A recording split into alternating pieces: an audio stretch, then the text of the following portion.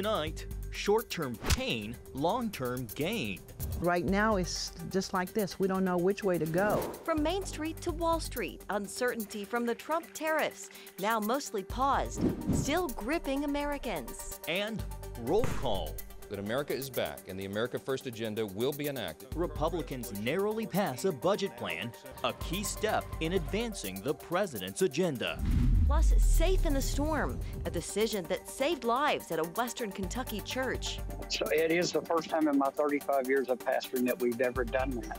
And the Bible at the box office. If there's ever a season that you need to see on the big screen, it's this one. CBN News takes you behind the scenes in The Chosen's portrayal of the Last Supper.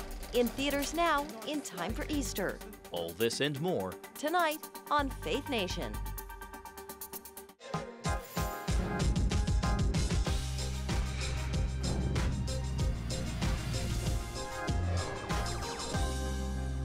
The U.S.-China trade war rattles markets and shakes global confidence. Welcome to Faith Nation. I'm Jenna Browder. Good evening in Washington. I'm John Jessup.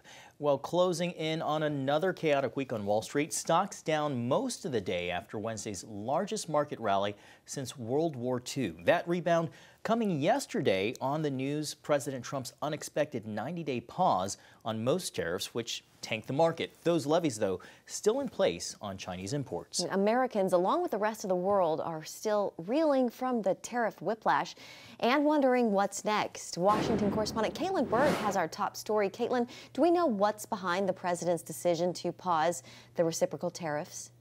John, Jenna, here's what we know. The White House is saying this is the president in his element, getting the U.S. maximum leverage over a large number of trading partners. President Trump himself said the turmoil of the stock market was a factor in the pause. Over the last few days, it looked pretty glum. You have to be able to show a little flexibility, and I'm able to do that. A baseline tariff of 10% will stay across the board, and the pause does not apply to China. Their tariffs now up to 145%. When asked about how the president expects Chinese President Xi to respond, Trump said he believes Beijing will eventually come to the table. I think he's going to want to get to a deal. I think that's going to happen. We'll get a phone call at some point, and it'll be off to the races. It'll be a great thing for them. It'll be a great thing for us. For now, China is retaliating, an 85% tariff on all U.S. goods going into place today. Beijing also reaching out to the European Union, looking for allies to confront Washington. The EU, however, appears willing to negotiate with the Trump administration. Also important to note, the tariff pause also does not affect Mexico, Canada, and imported cars. That 25% tariff remains. And the tariff on cars also applies to auto parts. So even if you aren't looking to buy a new vehicle, just getting repairs done is likely to soon cost you more money. John, Jenna. All right, Caitlin, thank you very much. Mark Hamrick joins us now. He is the Washington Bureau Chief and Senior Economic Analyst at Bankrate. Mark, welcome. So even though, most of the tariffs are now on hold, some do still remain. Mark, how much uncertainty does that create for American businesses trying to plan ahead? And what does it mean for long-term investment and supply chains? Good to be with you, John and Jenna. Let's not undercut the fact that what we're talking about with what we know today is that the tariffs that have either taken effect or set to take effect will be the most in decades, maybe the most since World War II. Earlier, we were talking about the most in a century or longer. And so this is quite dramatic.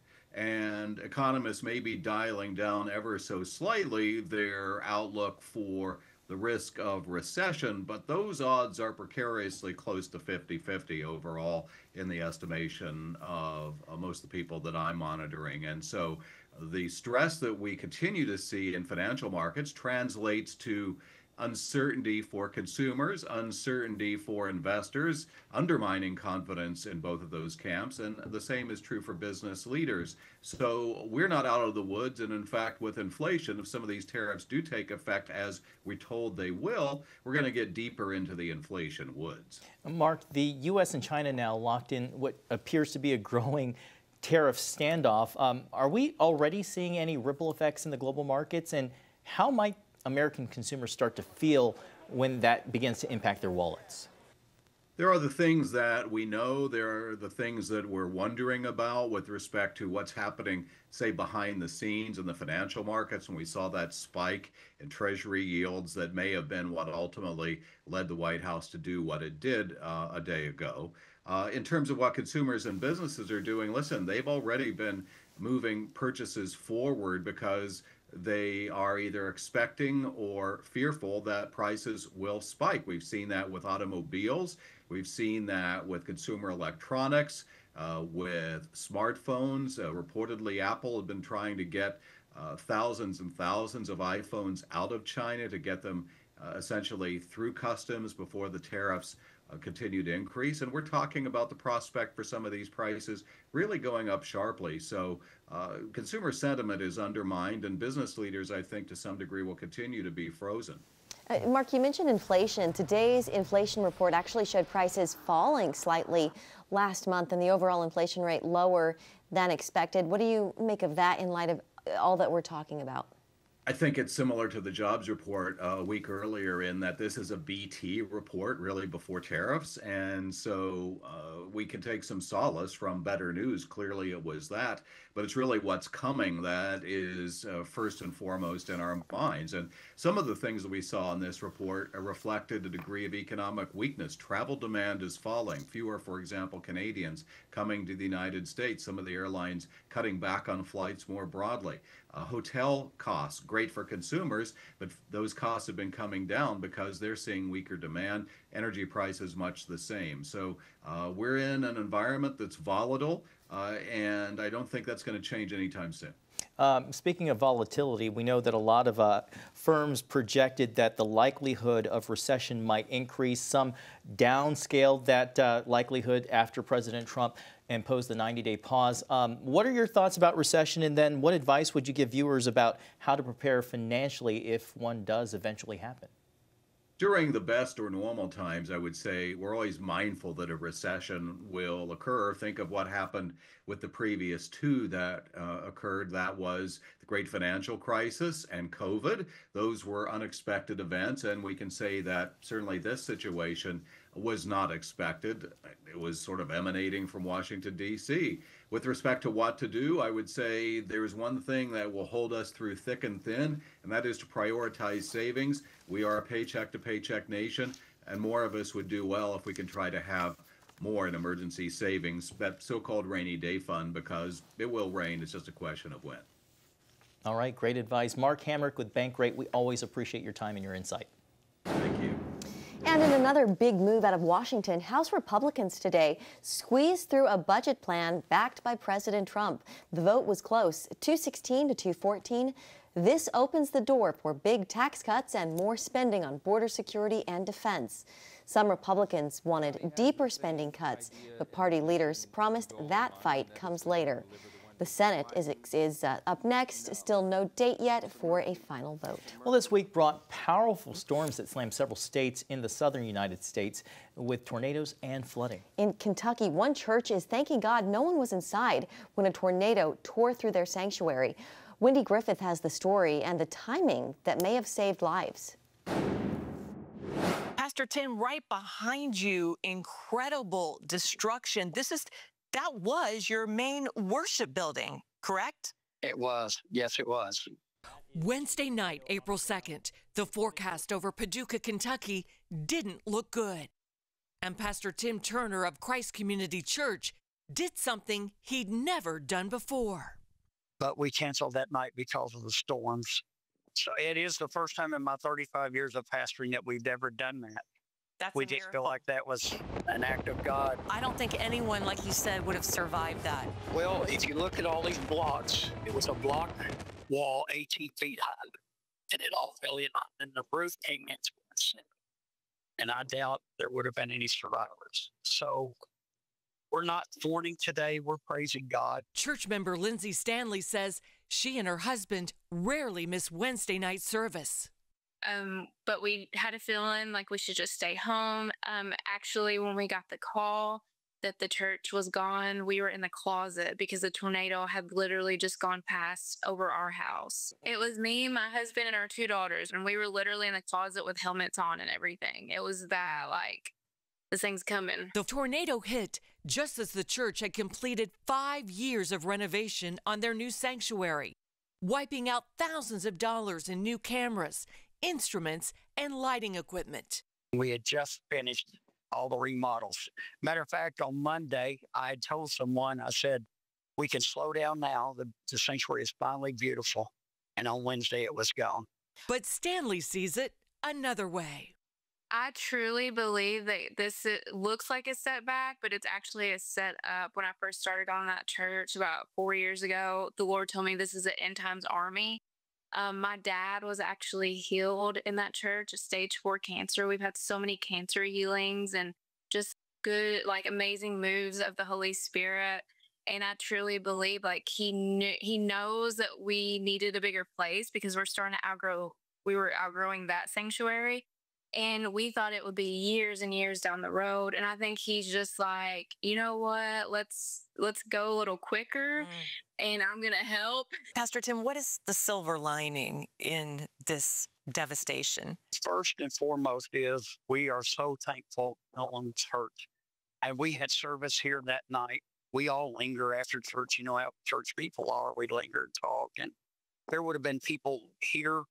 And the way it looks, the way that the structure, how it fell, it looked like the roof came off and the walls all came off. They were 18-foot concrete walls.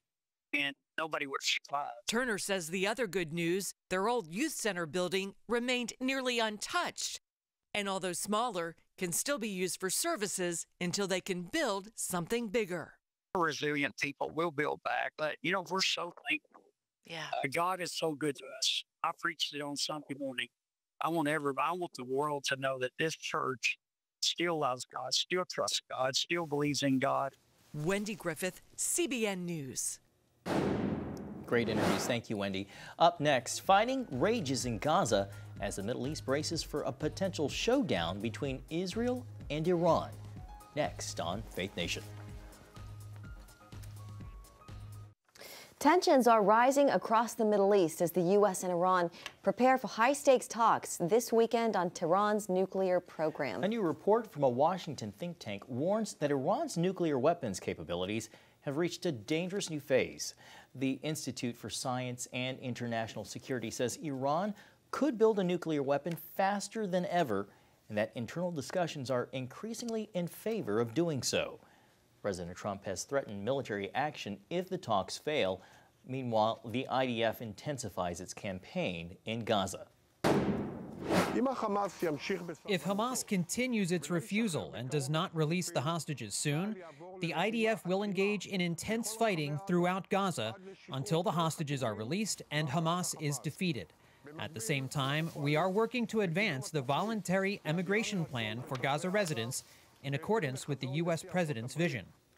In other news, a prominent group of Muslim scholars has issued a fatwa, or an Islamic decree, calling for jihad against Israel and urging Muslim nations to intervene in what they call a genocide against Palestinians. Egypt's Grand Mufti quickly rejected the ruling, calling it irresponsible and warning only states have the authority to declare jihad. The sharp disagreement reveals growing divisions in the Muslim world over how to respond to the war in Gaza, which reportedly has claimed tens of thousands of lives. Well, Raj Nair joins us now. He's CBN's senior digital media host. Welcome, Raj. Raj, you've been tracking this story closely. We know. What stood out to you, Raj, most about the timing and the language in this fatwa?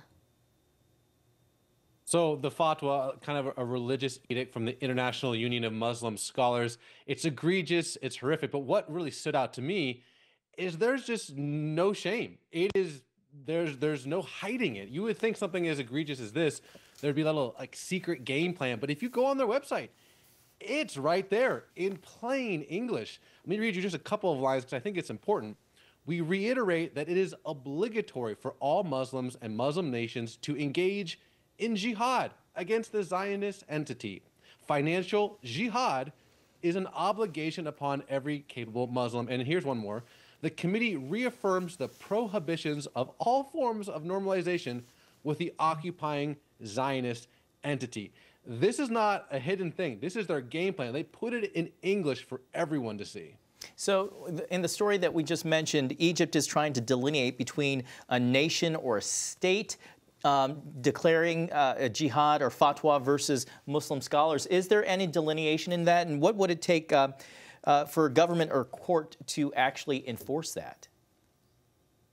So I'm not an expert on Muslim law, but this is something coming that people have been telling me. This is a Muslim Brotherhood orchestrated event. Now, there are different organizations and countries that have straight up banned the Muslim Brotherhood. So who listens to this? Who does this apply to? I've talked to many people in the Middle East that have different opinions, but basically, who is the Muslim Brotherhood? Who does it control? Hamas, Palestinian Islamic Jihad. Who does this actually impact? Will certain nations listen to it? It's up for debate because I've even talked to someone who said just because this was ruled by someone in Qatar doesn't mean that this guy was the guy who said it. If you're saying it in Qatar, then someone kind of told him to say it, allowed it to be said. So there's a lot of posturing, and exactly what this means is a subject for debate inside the Middle East. Yeah. So Egypt's, top religious authority pushed back, Raj. Why do you think that is?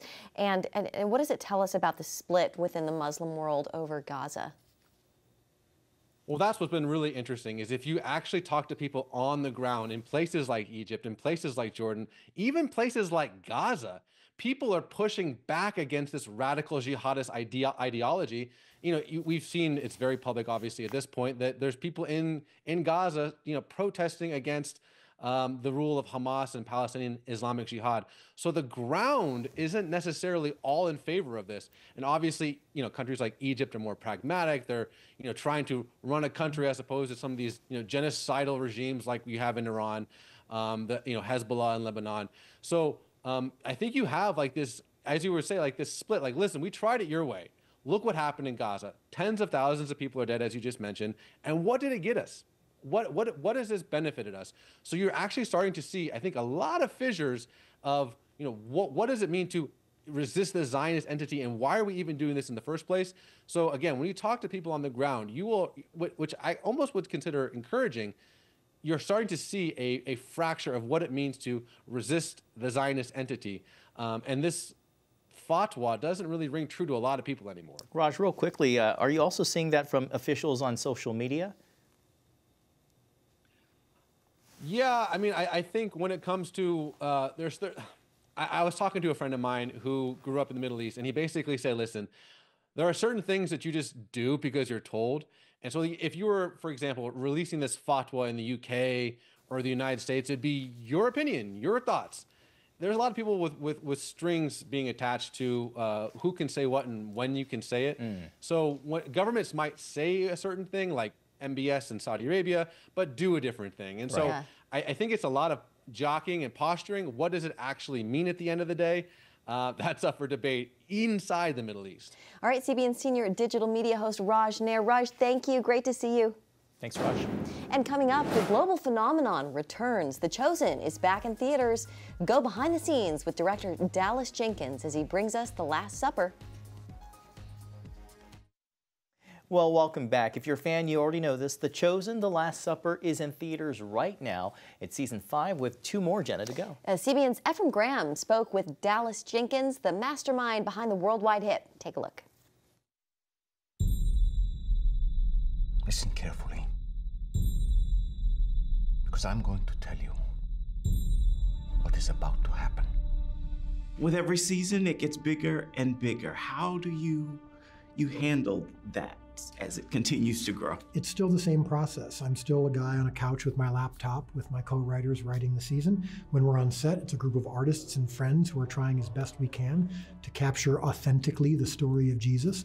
But ultimately, and I think you'll see this when you watch the episodes, no matter how big the story gets and the backdrop gets, it's still about the intimacy. Did you have any idea what that was? I've never seen him do anything like that. Ultimately, I'm like, no matter how big this scene is, even the turning of the tables in the temple, our biggest, most dramatic scene we've done, I've still got to be checking in on the people involved. Where are they at in their journey? What are they thinking? How does this affect their relationship? How does this affect their friendship? How does this affect their understanding of who Jesus is? I think we should be very clear about something.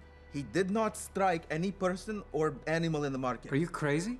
But this particular season was meant for the big screen, correct? Oh yeah, well, visually speaking, if there's ever a season that you need to see on the big screen, it's this one.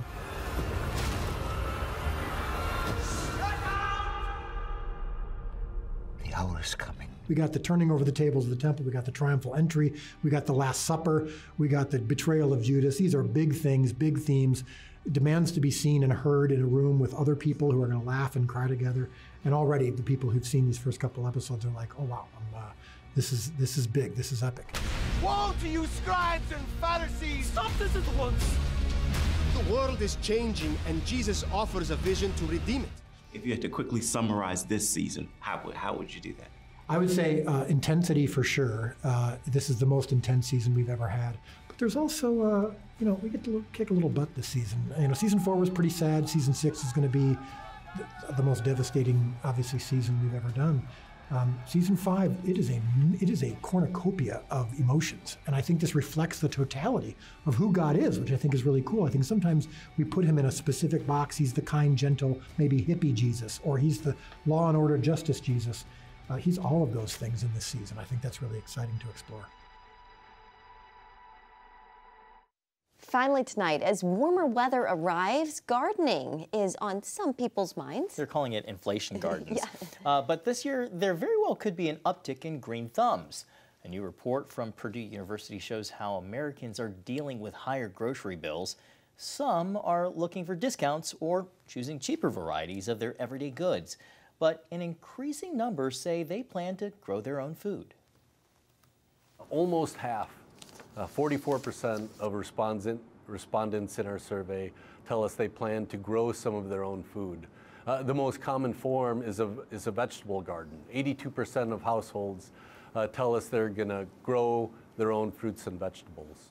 It's not just vegetables. 33% say they're going to keep hens in their backyards to produce their own eggs. And one of those 33%, maybe not in the survey, is our colleague Chanel, who does our makeup. She said they're looking into getting hens or chickens for their own eggs. It's amazing. She also jars things and saves them. It's an art and a real skill. Well, thanks so much for watching. Have a great night. Not my skill.